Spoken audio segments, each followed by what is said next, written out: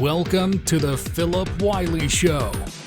Take a look behind the curtain of professional hacking and hear compelling discussions with guests from diverse backgrounds who share a common curiosity and passion for challenges and their job.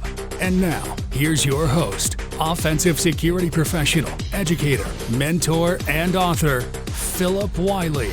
Hello and welcome to another episode of the Philip Wiley Show. Today I'm excited to have Bryson Bort. If you're part of the information security community, you know who Bryson is. If you're not plugged in that community, you're going to find out. So Bryson has a really cool story. He's a multi-time entrepreneur and has a really cool product with one of his businesses. And we'll get into that. But welcome to the show, Bryson. Hey, Phil. Good to see you again. Good to see you. And thanks for taking time out of your busy schedule. I know managing a startup is busy work. So thank you for taking time to join me today.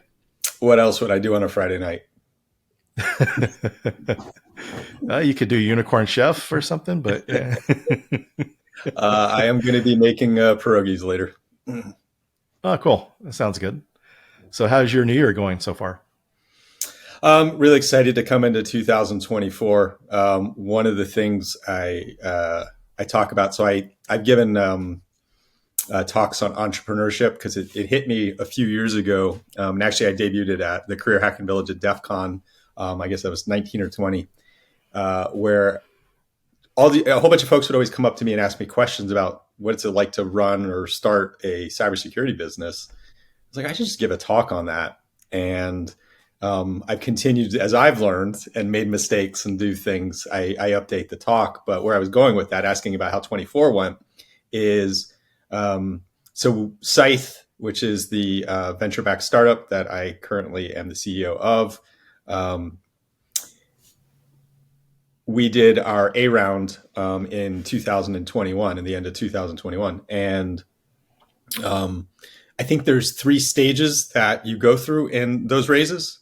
The first is the honeymoon. Wow, I got this large satchel of money and I can now do things with it. Because the challenge before was trying to find the 25th hour in the day because you're a small team trying to do this stuff.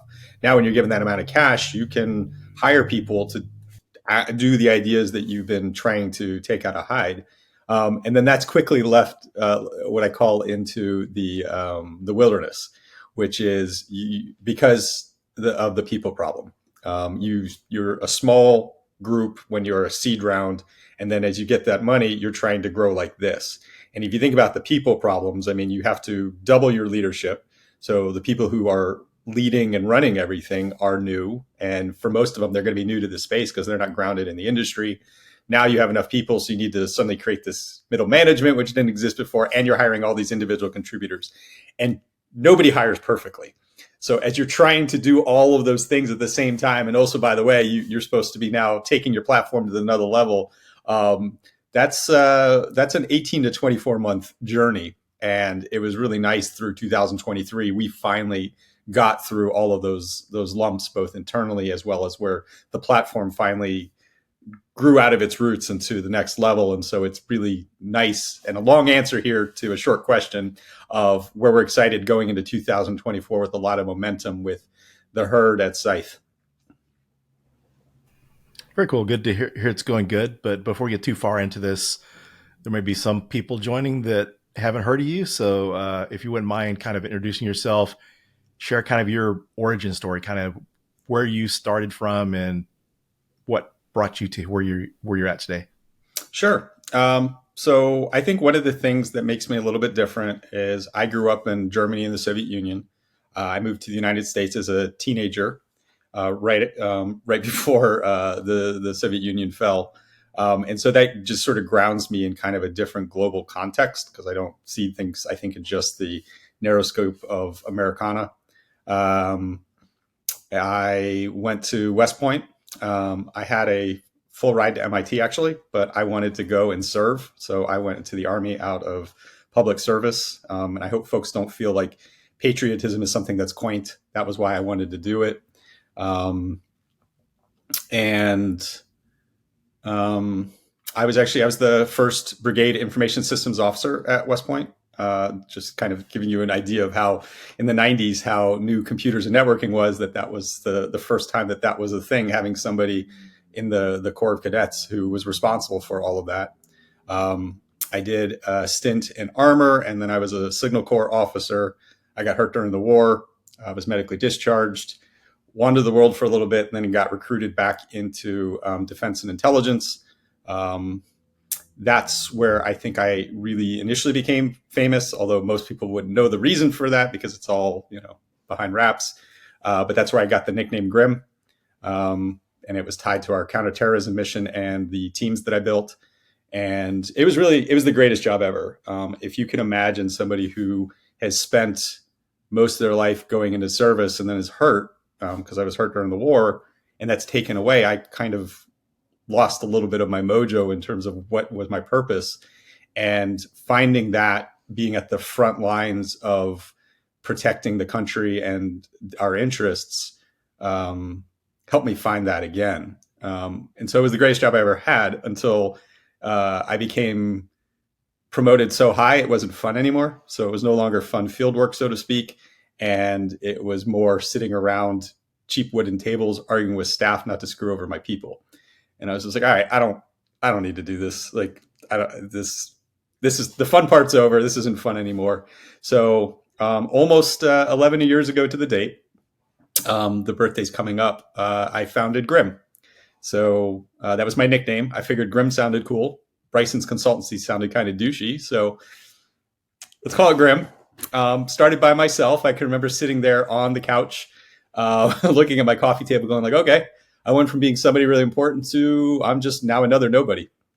And Grim was successful and grew and still is operating. And in 2016, Target. And I love the story of Target because when I look at our industry, I think a lot of people forget how young it is.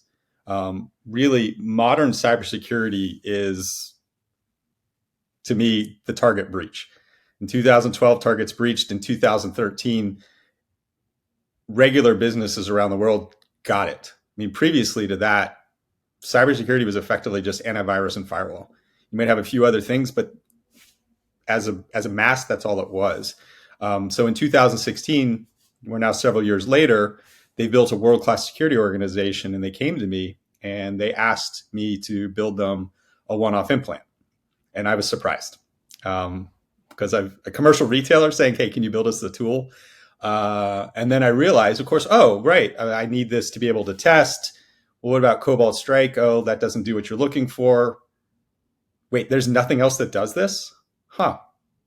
I mean, I've got an MBA. I've read about this. That sounds like a product. What if I built you a larger platform that you could scale to whatever your needs were and your risk appetite?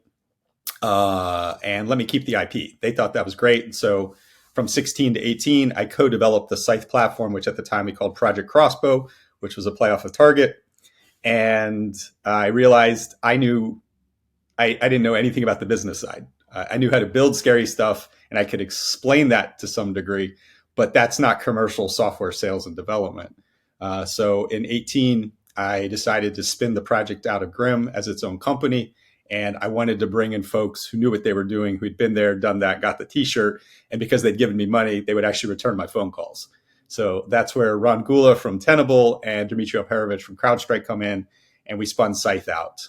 Along the way, I also, with Tom Van Norman, co-founded a nonprofit called the ICS Village. So if you've ever heard of the ICS Village at DEF CON or RSA, that's us. Come and say hi. And our mission there is education and advocacy for critical infrastructure security.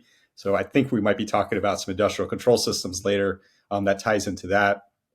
And recently we just got a philanthropic grant from the Gula Foundation where we're building out a national workforce development program through the village. So how do we get folks into the industrial control system space without having to go through the whole degree? So hopefully we will be piloting that at Hack the Capitol, which date still to be announced, but is looking like the end of May or June for the 7th annual Hack the Capitol in Washington, D.C., which is our own conference. Sorry, for those of you who haven't heard of it. That's very awesome. And one of the things that's great too with, we've got the shortage of cybersecurity talent But then when you look at the OT space, that's even probably a bigger gap than it is in the IT space. Yeah, the way I describe the OT space is if you think about the overall maturity of IT, it's about 20 years behind. And that's not meant to be a knock on it. It's just more a state of where it is and why and how it works. And we see that same problem where we're constantly, how do we get more people in IT? We have all these shortages in cybersecurity. Those same things are even greater and even harder. And so this is a way to find more of the apprenticeship and the trade school approach of what are the basics that we need to do to get you into an apprenticeship program with industry and get you getting hands on keyboard, learning and doing.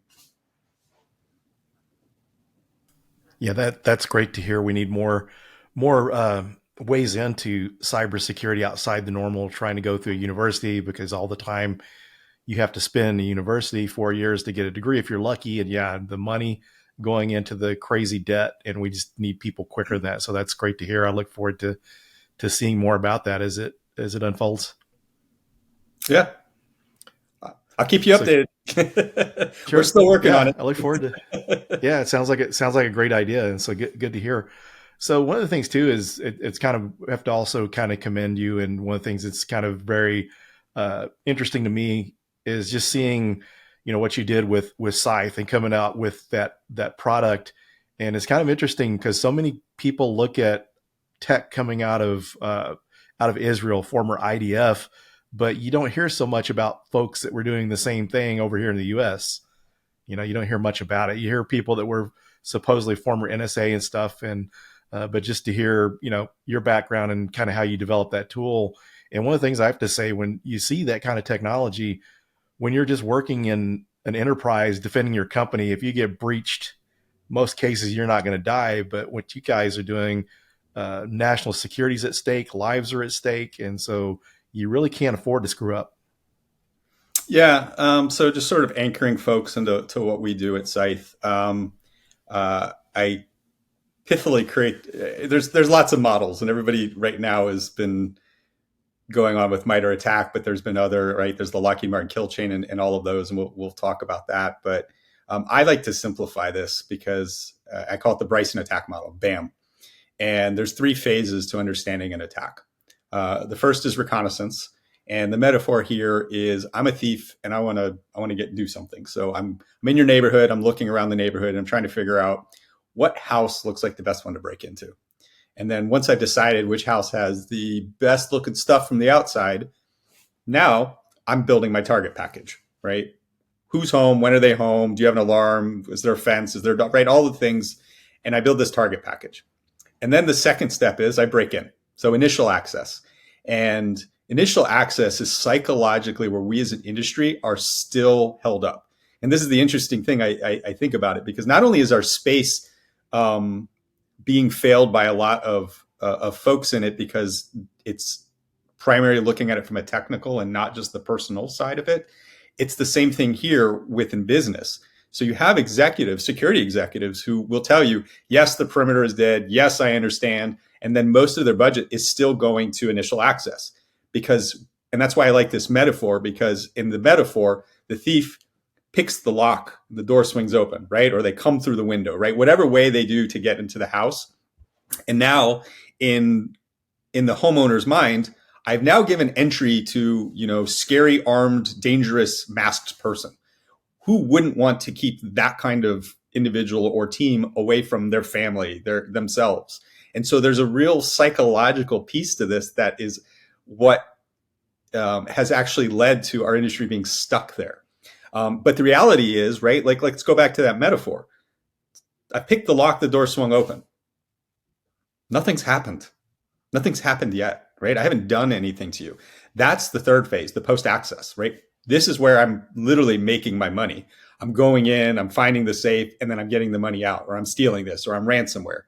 And taking that back to the technical, initial access, when that door first swings open, that's just I've gotten shell back on a box, right? Tying to what you do with penetration testing, right? You've now gotten on the box, but you haven't done anything yet, right? What you do next is the important part. And the cool part about that is from a defender perspective, because I think defenders are just overwhelmed, exhausted, and constantly bedeviled by this existential angst of, I don't know what's going to happen, that builds on a Friday towards any long weekend. And that's because we feel like we don't control the space. And the reality is, in the post-access space, you do. Attackers are only working on the computers you have. I'm not bringing another computer to the game. Those computers only talk the ways that they already speak in your environment. There's not an unlimited number of protocols. There's only our computers talk HTTP, HTTPS, SMTP, right? DNS. So there's a limited number of those. So I'm talking on your boxes, the way that they do it, and then there's only so many things I want to do on those boxes. Those all work to the defender's favor. So when I was looking at this, because I'd been doing offense for a long time, and honestly, it never occurred to us at the time why we always won. And I mean, we were winning in the real world, right? These weren't red team commercial operations. These were lives on the line, and we need to find people and do things and get an effect in a safe way. And in some of those instances, if our work had been found, friendlies would have died because they would have been found, right? So looking at the post-access space, I'm going, all right, well, we always win. And going back to the BAM model, that's because when we look at the BAM model, it's infinite. There are an infinite number of ways to go through all of those things. And again, it's because it's not just technical. And this ties again back to my background. When I looked at getting access to a place, I didn't go, well, do I need to send a fish? I would go, is there somebody that we can pay money to that will agree to insert a USB stick in somewhere? That's access, right? I don't need to, that's not technical. That's you do this thing, right? Like that's non-technical. So there's people that are a part of the equation. And when we're in the post-access space, there's only two attributes really, right? Capabilities and communications. I need to be able to talk to what I'm doing, and then I need to do the things that I want to do on those hosts. And so that's the model of the Scythe platform, is we just turn those into an XY axis of Legos. What comms do I want, what way, and what things do I want it to do? And now it's going to custom build unique payloads explicitly to that. So if you're a team of operators, you can now drive your own operations that are going to be unique each time. Because there's an SDK with those Legos, you can build your own special sauce, or where the way most people use it is you can just automate that logic. So the tools can go out and just do the things. And that's one of the areas where I see a lot of gaps in the automation in the market. Is it's not that automation is doing anything. It's just following a checklist. And checklists do not allow you to build better security. This is where MITRE ATT&CK has been turned into a bingo card, which is probably one of my famous quotes because I say it all the time. And what I mean by that is when I look at MITRE ATT&CK, which MITRE ATT&CK is brilliant, right? I talk about Target being one of the milestones in our industry. MITRE ATT&CK, and I know it started earlier than this, but I think the credit of where it really started to hit a tipping point was 2018. And it suffered from the problem anything like this does, is we've taken a really good idea and we've made it simple enough, which means it's going to get abused. And I see all of those things. I'm like, well, those are just boxes to be checked. And the reality is that doesn't work. So the metaphor I use for MITRE ATT&CK to explain that and that complexity is, think of it like a periodic table of elements. The same way we describe things in our physical world. Actually, what? Hack the Capitol. ICS Village. The same way we describe physical elements in our world made up of like hydrogen and oxygen. Well, that's not what an attack looks right. I mean, no attacker is going, hey, dude, I got in and I stole credentials. Let's do high fives all around and we're done. Right? That's not what I'm doing as an attacker. I'm using those credentials because I'm that user, that host, that time with access to these things. The next step I'm taking in my chain is predicated on that. And so it's not that I've tested for hydrogen or oxygen. It's, quoting Bruce Lee here, right? I'm ready with water, because that's the chemical equation of those things in a certain order and the state basis of the attack as it builds up. So MITRE ATT&CK tells us how to break down those atomic pieces, but combining them into a real attack is a chemical equation. And so that's one of the big things that we're enabling folks to do, is automation at a chemical equation level, not just a checklist. Yeah, that's awesome. And it's really kind of cool because you kind of really started out more of as a red team tool originally. And I guess you guys pretty much were pioneers in the purple team space. Yep. Yeah, in fact, since ShmooCon is happening today, and as we both just found out, sadly, next year is going to be the last year with its 25th one. So it was a ShmooCon Fire Talk I gave 6 years ago, where, I mean, I'll be blunt, I'm kind of new to red teaming. I mean, I guess not anymore, but I mean, when I founded Grim, going into commercial 11 years ago was new, and I knew the state of the art, but that's not necessarily what commercial is. And that's not a knock on anybody who's in the space. It's always a balance of what customers are willing to pay and how that works. And we were able to carve out a pretty good niche at Grim with being a premium solution there. And there are others that are very much the high end, but we also are familiar with those who are, hey, here's the $5,000 pen test, because that's what clients want. And that wasn't us. And so as I started to get exposed to the way commercial industry looked at this and understand that better, I realized we weren't doing the business, we weren't serving the business well. And that was my talk at ShmooCon, was we're doing this wrong, right? Like, we're being too caught up in the ego and the novel and not being business focused with what red teaming should be doing, which is not just finding problems, but finding problems the business cares about and the way they care about and helping to fix them. And that's what precipitated a lot of the collaborative work I did with George Orchias, who was at Citigroup at the time, and others, and where we were basically building the foundation and advancing the more modern concepts today of what purple teaming was. But when I first started this, yeah, I mean, you heard the description of what I built for Target. They asked me to build an implant, and then I built them a platform of implants. And then I learned there's no such thing as a red team market. So for those of you who are interested in this space, I highly recommend checking out the c2matrix.com. It was a collaborative project with me, George, who I mentioned, and Adam Ishinchi, who's now over at Red Canary, where we cataloged all of the commercial and open source command and control tools that are there. When we first did it, there were around 20. Today, there's over 100. And what I think a lot of folks don't realize is, while that may look like success, most of those are kind of garage projects. They're folks who are like, hey, I want to build my own malware platform, and I want to offer that out for free. And that's the OST space. And then there's other folks who, like Nighthawk, Brute Rattel, who decided that they wanted to try to commercialize that. And it's been interesting because that's where I started, was trying to commercialize that kind of space. And the reality is there's no market for it. It's not that there aren't people that won't pay, but if you're trying to really come at this as an enterprise business, it's a paltry amount.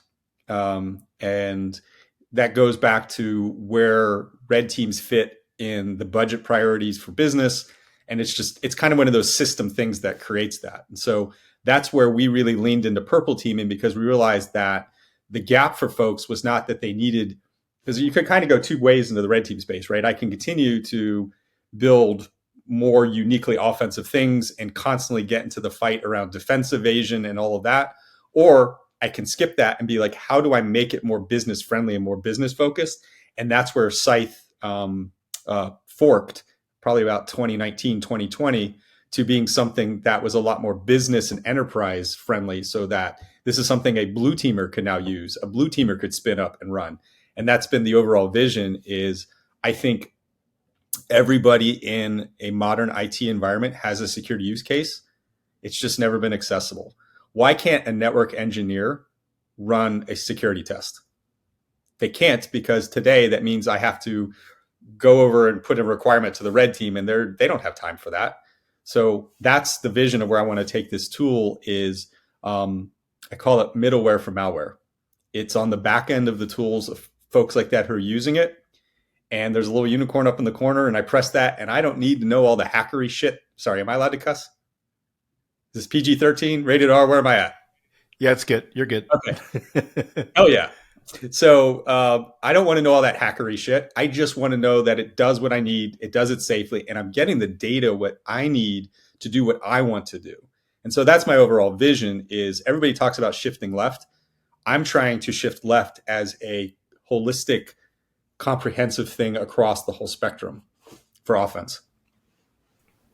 Yeah, that's a great way of doing things, because I think people get this false sense of security that because maybe they had a pen test, maybe they couldn't, the pen testers maybe couldn't get that initial access and they think they're secure. Yep. But they stop to think about, okay, a nation state is going to be a little more difficult to defend against than a pen tester. What about insider threats? Just like you mentioned some of the things earlier, there's some people that don't make enough money or disgruntled with the company that you could buy their credentials pretty easily. And then you just have people that are actual implants. I was talking to a vendor that we got cyber threat intelligence from several years ago when I worked at this company, and they were talking about a hardware manufacturer that someone had, the Chinese government had implanted someone. They got hired like an employee. They had authorized access to data and they exfiltrated it. So these normal ways of doing things really don't account for that. Well, and also going back to the pen testing case study there, I mean, who's to say that you weren't limited in the scope of what you could look at? You weren't given the time, right? I mean, it's not necessarily, that was one of the things that was, right? Everybody always was concerned about when we would get these gigs, like they're going to be measuring us on our ability to break in. And if we don't break in, they're going to think we're bad at it. And that's really not what it necessarily meant. Now, that being said, we always got in, but yeah, just because you had somebody take a pen test shot at it doesn't mean you're secure. The reality is that everything always has a vulnerability. Always, always. And in our modern world, the reason that this has become increasingly a problem is there's a direct correlation of amount of code and bugs. Bugs equal some subset of bugs or vulnerabilities. So the more code I have, the more vulnerabilities I have. My spicy take on this is where patching actually is making things worse. Because first of all, patching equals more code. Go back to my previous definition. That means there's a correlation to bugs and vulnerabilities. Furthermore, how often does patching go through a full proper release process? Not often. It's usually we need to get this out immediately.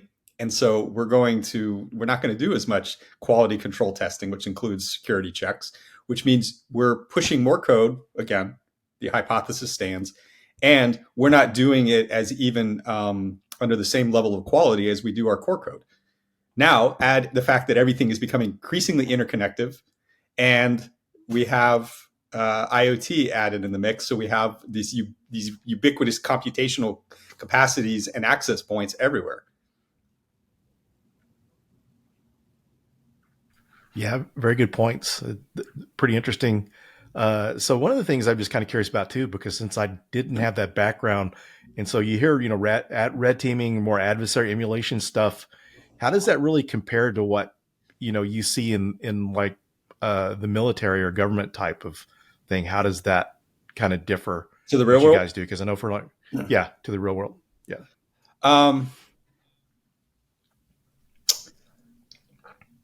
What's the way to explain that without getting me in trouble? Yeah, that won't get you in trouble. Yeah. So the first, I mean, yeah, all right. And this could be hypothetical, the way a nation state. Well, no, I'm not even going to go down the hypotheticals, but I am going to try to answer that directly. So you can see this in the commercial industry, right? The folks who do red teaming are really operators, right? And there's disciplines, right? I'm not like trying to take out the fact that there's physical pen testing, social engineering, and all of that. Again, everything fits within the BAM model of what I might be doing at specific phases, and there are disciplines in those phases. Just coming to the technical part here on the initial and post access, mostly what red team operators do is run tools, right? The tools have done most of the work. And that's not to say there aren't red team operators who can't build some of their own tools, some of their own scripts, some of their own things. But at the end of the day, right, there's a reason, like, for example, Cobalt Strike is so popular. I mean, very few red team operators would be able to independently build that. And even if they could, why would I spend that time and money? And so that analog is the same. You have operators on both sides who do that. And so then there's a whole base of folks who specialize in building tools. And then as you start to break that down, what are all the different components of what those tools would take? And so the difference, I would say, is in the amount of resource that can be spent on building the tool and all the elements of that mission, slap a lot more zeros on it, and that's what's available. So if you can kind of take out your imagination compared to any of you who've seen anything in the commercial space, add a couple of more zeros into a particular operation, you can get an idea of what might be that potential. I mean, everybody knows about Stuxnet. What is Stuxnet? Think about the amount of money it takes to reconstruct that specific setup, and then building that setup, and then getting it into, the Natanz uranium enrichment facility. That's already more zeros than an average red team operation would be doing, because all of the other requirements that go with it, as well as the cost of failure. Did that help or not? I'm happy to try. Definitely. Act. That was good. Yeah, it's something I definitely wanted to learn more about, because I have never heard the difference. But it's pretty interesting when you talk about the dollar amount. So that just kind of shows the capabilities between some cyber criminals and a nation state. What you can do, because the money and time and manpower to do that. Yeah, I'm trying to think. I'll throw this one out. So probably the tool I'm most proud of, that tool alone had over $100 million investment in development. And that's one tool. Can you think there's no commercial analog? That's crazy. No. Yeah. And that goes to show that those type of tools, you couldn't produce and sell, because no one who's got the money for that outside of other nation states. And that actually leads back to when I was designing the Scythe concept. Is I'm like, all right, what are the difference from painting Rembrandts here to drawing with crayons down here? And again, I don't mean this in a mean way, but it's just a difference in cost with the metaphor. What do I need to what compromises can I make to bring that price down? So one of them was, I'm not going to do defense evasion, because defense evasion is a constant research activity. And what's the real benefit? If I'm going to assume breach scenario, who cares, right? Again, there's always going to be a way to get past it. So you really want me to do that? It's the same thing back to your pen testing case study. It doesn't really prove anything.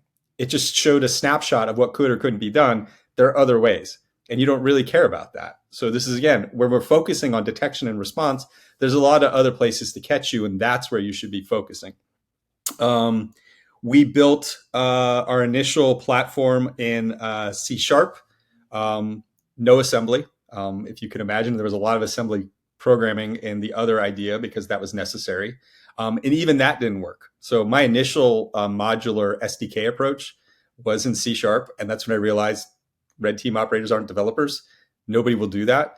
And so we had to shift that to being able to accommodate Python, because that seemed like the easiest scripting language to make it more accessible. What are some other ones? Yeah, I mean, that was also part of why I intentionally didn't get into initial access, because that, again, is an entire vulnerability research task. And there were some colleagues of mine who did take that approach, and they did try to do both parts together. And my view of it, and I don't know how correct this is, was they never really got past doing the vulnerability research to initial access part, and they still had to rely a lot on the services piece, because it's so expensive. And when you can't get commercial customers to pay that, so you kind of have to balance what you can afford to do against what they're willing to pay. Yeah, and one of the things you think about too, we see a lot of these threat actors, a lot of cases, it's initial access through social engineering, through a phishing email, someone clicks on malware, that type of thing you see so often. So that initial access is not always a good, yeah. Yeah, I mean, MGM was just popped by teenagers social engineering them. And I like that example, not because of picking on MGM, but because MGM represents the vertical that has the budget of a small country for cybersecurity. I would offer, with not sharing anything, that they have a world-class security organization, because they can afford it. They have everything you could imagine. And for them to be defeated by a teenager through social engineering shows you, again, the fallacy of the technical focus versus recognizing that this is going to happen, and we need to accommodate that that's going to happen. Yeah, and I think the one area too that makes companies vulnerable to that too is some of the things you see where and not that they've got their place and they're good to have, but a lot of these companies using these phishing email uh, softwares to send out these phishing emails. They're only testing for clicks, not what happens if someone clicks on something Yep. and those type of things. So I think there's some things that are missing there and some good opportunities that people should be doing some regular phishing campaigns too as well, and not just those type of software packages like that. Yeah, that's another one of my spicy takes is I think phishing training is a waste of time. Yeah, it's yeah, you just really want you really ideally you want the controls in place to be there in case someone does click on something they shouldn't. So Yep. Let's assume users do that. Let's assume there's different categories of users, and let's build our prevention and detection around that. If you can yep, click an that email would and be our company burns to the ground, that's our fault, not yours. yep.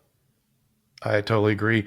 And so, with your extensive background in OT, we definitely don't want to miss out an opportunity to discuss that. So, for the listeners that may not understand what OT and ICS are, if you could explain that. Sure. So computers are computers, but what makes a computer an industrial control system? It's at least 20 years old. So I think most of you are familiar with the CIA triad: confidentiality, integrity, and availability in the IT space. Throw that out. We don't care about that in OT. We care about reliability, availability, and safety.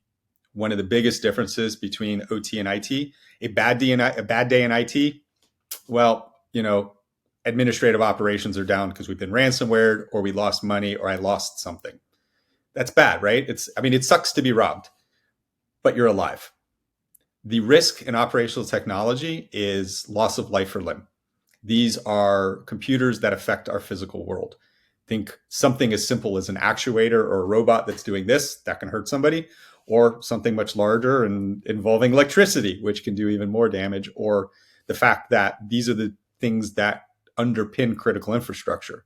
And the loss of water or electricity in our modern society immediately sent us back to the Stone Age with direct correlated statistics to injury and death. So it's the stakes are there. I mentioned earlier that the space, basically maturity wise, is about 20 years behind IT. And so when you're looking at what's happening there, in fact, I just taught this class yesterday at IANS. Most of the focus is around, we've known that IT and OT have converged, which is that there are these connection points that were always there, but now we recognize the risk of them. And for a lot of almost most companies, right, security started on the IT side because that was the large, squishy, internet-facing part, which made it very accessible. Well, OT, not as much. Certainly you can go on Shodan and Census, and it's always fun to find different industrial control systems that are out there, but that's not really the biggest problem. The biggest problem was we didn't even know what we had. And it's not that we didn't know it, right? There were automation and control engineers and plant managers who were all there running all of these different devices for the purpose, right? If I'm manufacturing, I'm producing something. Everybody knew that. And there was a maintenance to that, and I was managing all of those, but they weren't wrapped into a risk management cybersecurity process. And so we have these IT folks who are like, well, wait a second, your computers too, we need to be bringing that into our fold. And so a lot of the push in the last 10 years has been around asset visibility, monitoring, and just building up that configuration management view that we built in IT in the 90s and the aughts. Don't worry, their CMDB doesn't work any better than yours. Nobody's does. Yeah, it's kind of interesting too, because I worked at a company before that they had OT environments, and just the fact that, and for good reason, it's understandable, they didn't want security touching their stuff. They didn't want it broken for good reasons. Yep. But there's so many so many companies that way, or municipalities that you got that going on, that people aren't allowed to touch it. So you haven't had anyone to do any kind of security in those areas. Yeah. Why would I let you? In fact, this is something I always talked about when I was an armor officer. If some dude ran up to me and was like, "Hey, sir, you can't XYZ because we need to do this cyber stuff." I don't care. You also have an American flag on your sleeve. on your shoulder. You have 3 seconds to get out of my way and I'm going that way, right? And it's the same thing in IT and OT. You might work for the same company, have the same flag on your shoulder, but we are not the same. And you are not touching my shit, right? Go back to your little nerd cubicle. Don't come down here on the floor. And by the way, where's your helmet, right? So, because this stuff can hurt people. And so having some IT nerd come down and play with it, I'm not cool with that. I don't want that. Furthermore, this stuff was already working, so I don't know why I need you. And so this is the tension that we're seeing in industry. And there's been Ian Anderson, who's over at Oklahoma Gas and Electric. He and I gave a talk at SANS ICS Summit a year and a half ago. And one of the big things we really pushed on was it starts with trust and relationships, right? You have to build a relationship before you're able to then do this. It's like any enterprise change management project. And for a lot of folks, all they've ever seen of change management is trying to make IT or IT security better. Well, that concept exists throughout all business and other functions. And so the same concepts apply here, which is we work with people we like, we work with people we know, we work with people we trust. You can't just assume because your badge has the same logo on it that works. It's got to be more than that. And because you coming in and messing up my stuff, that's not going to fly, right? This is how we make money.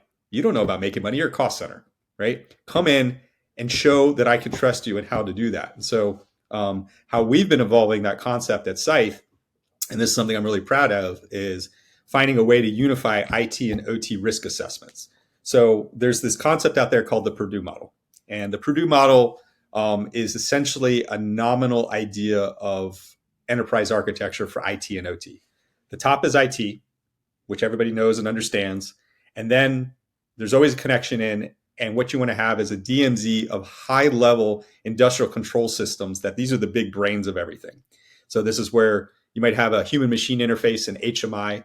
So that's the most common computer on how to manage and operate a group of industrial control system devices. So you can imagine an engineer, they're wearing protective gear. I can't just do things on a keyboard.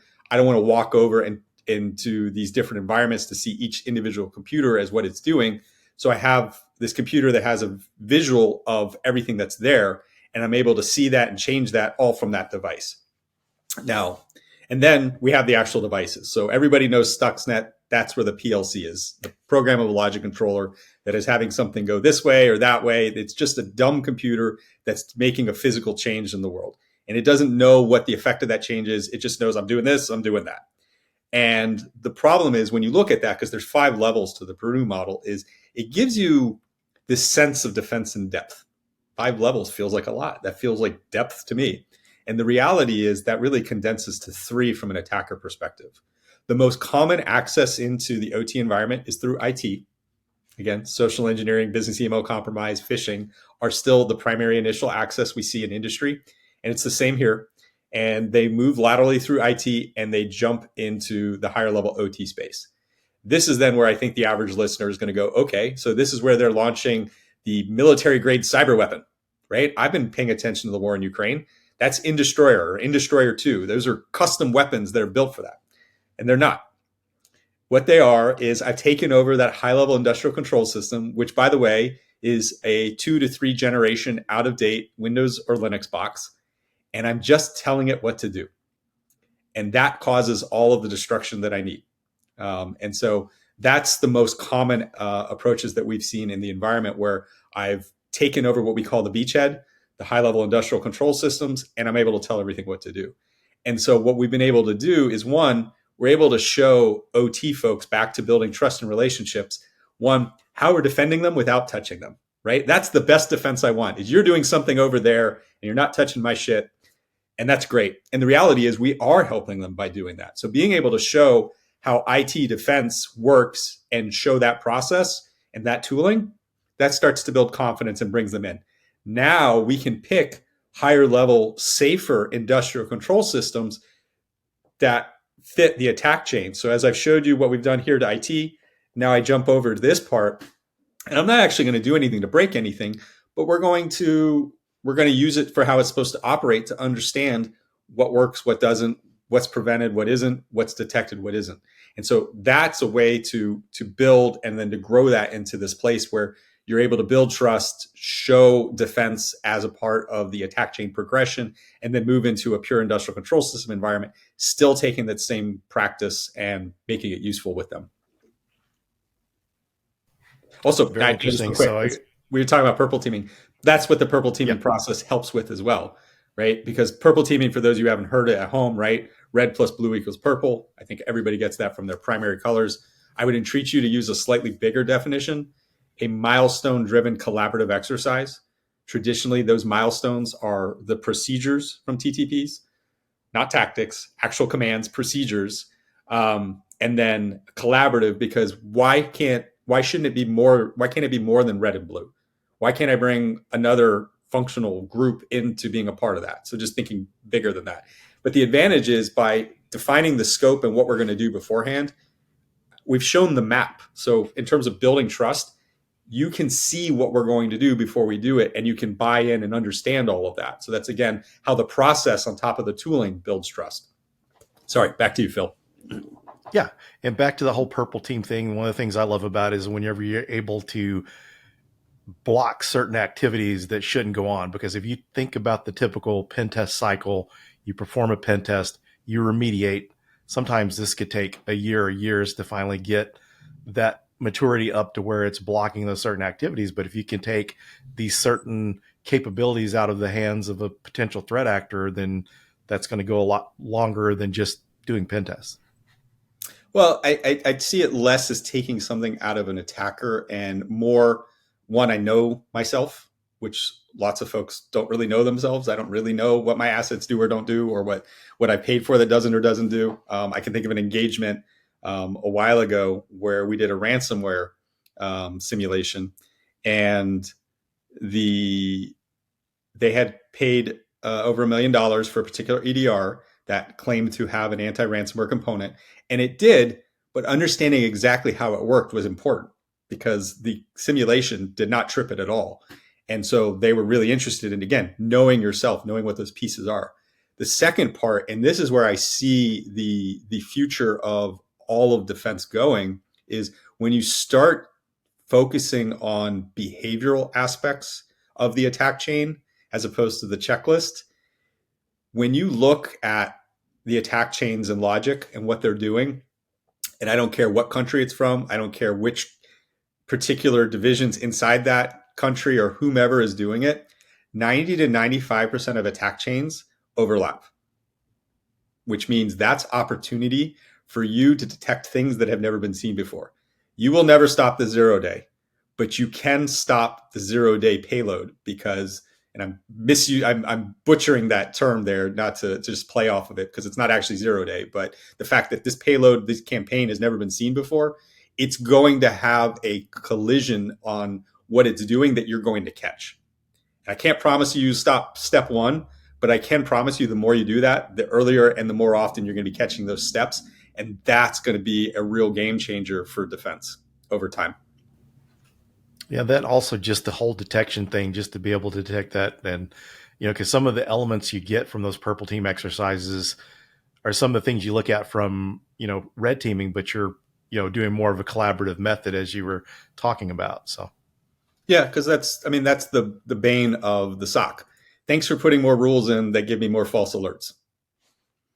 Right? That doesn't help anyone. And part of that, and this is why this stuff is so hard, right? This is why the CrowdStrikes of the world have to come short because it's not their fault. I can't block anything legitimate. I get 2 strikes. I block one legitimate process. People are going to be like, all right, let's fix that. The second one, the security tool gets ripped out. So I have to walk up to the line as a security vendor, and then it's up to you, again, going back to knowing yourself, to take the handoff and now tune those last little bits to making it yours. Because, one of my favorite examples is most of commercial offense is basically around PowerShell. Why? It's ubiquitous and it's powerful. It works. A lot of those C2 frameworks are built off of PowerShell. And all right, so I as a defender know that, and I know that adversaries use things like that. How do you stop PowerShell? You can't restrict its usage in your environment completely. It has a legitimate IT management purpose. All right, well, let's detect it. Okay, let's queue on every time we see PowerShell.exe get invoked. Well, that's too many false positives because, of course, our IT team is using it. All right, well, and this is where you start to go down is the detection rule needs to be finely fit to you, where I'm balancing that I know that the false positives are near zero, high correlation to an alert to bring in a human with confidence. And I know that because I proved it as a part of my purple team that it both does what I want and doesn't trip over to adding more hay where I'm trying to find needles in the stack. Very, very interesting. Yeah, it's kind of really cool to see the capabilities of purple teaming, how it can help companies. It was, yeah, very, very cool, and I think more companies should adopt it. I mean, it's a and one of the things too, when you have a platform that you can do that through, it's a lot easier than running just scripts from like Atomic Red Team scripts or just one-off scripts for that stuff, to have a platform to be able to run that from. Well, and going back to what I'd said earlier, I mean, Atomic Red Team is fantastic, but there's a Mm. constraint to the level of complexity of rules I can build from it because it's atomic, right? Going back to the periodic table, it's hydrogen Mm. and it's oxygen. It's not water. The other thing I Yeah. want to highlight for folks, because most I think folks will hear this, be like, purple teaming sounds cool. I don't have a red team. What do I do? Don't get hung up on red team. Think red capability.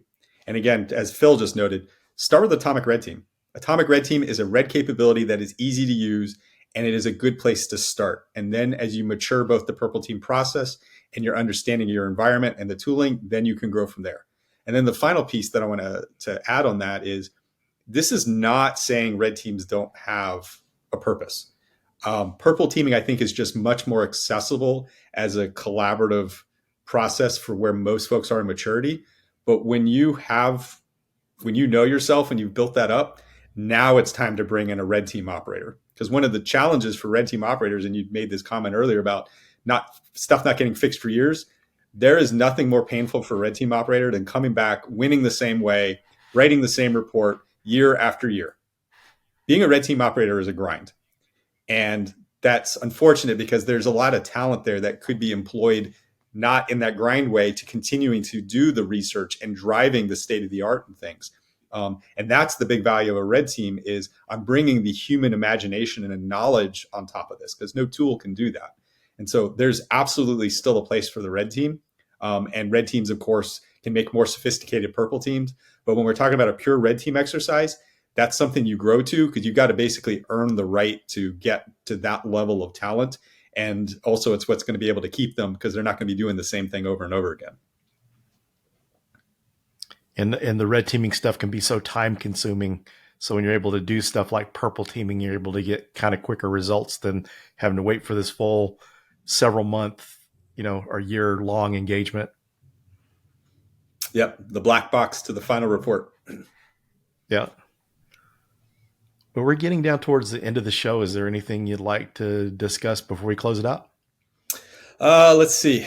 We've talked Grim, Scythe, ICS Village. We've talked Red Team, Purple Team, Detection Engineering, pen testing, somewhat of what a real APT looks like in a very loose way.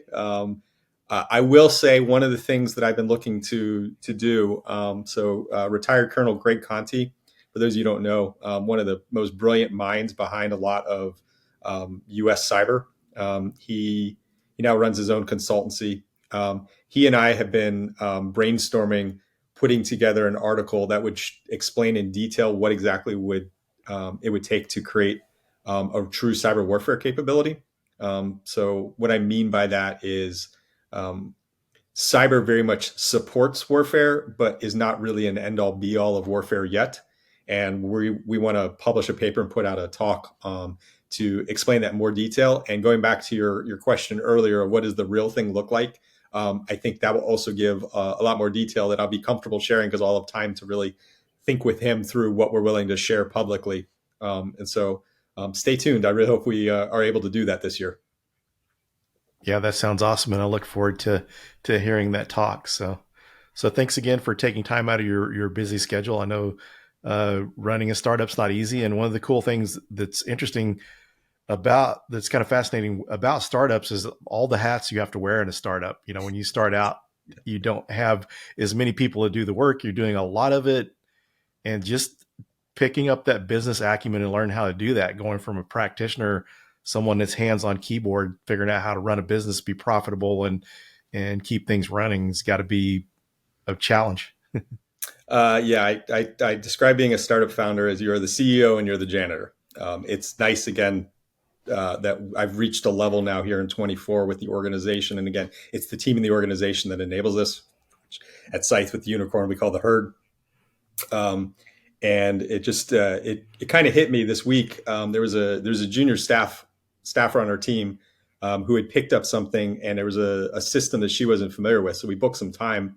And I spent 45 minutes walking her through the platform and doing all this. And she was just like blown away. She's like, "You're the CEO and you're spending this time with me." And I'm like, because I've used to do this before too, right? I'd done every job in this company, and I'm happy to share that because that's what now enables you to do it. And yeah, let's not do this again. Yeah. Awesome. Very cool. So thanks again for joining me. Oh, no, I'm thrilled to see you again, man. I look forward to doing it in person. Yeah. Well, thanks again, and thanks everyone for joining, and we'll see you on the next episode. Thank you for listening to The Philip Wiley Show. Make sure you subscribe so you don't miss any future episodes. In the meantime, to learn more about Philip, go to thehackermaker.com and connect with him on LinkedIn and Twitter @Philip Wiley. Until next time.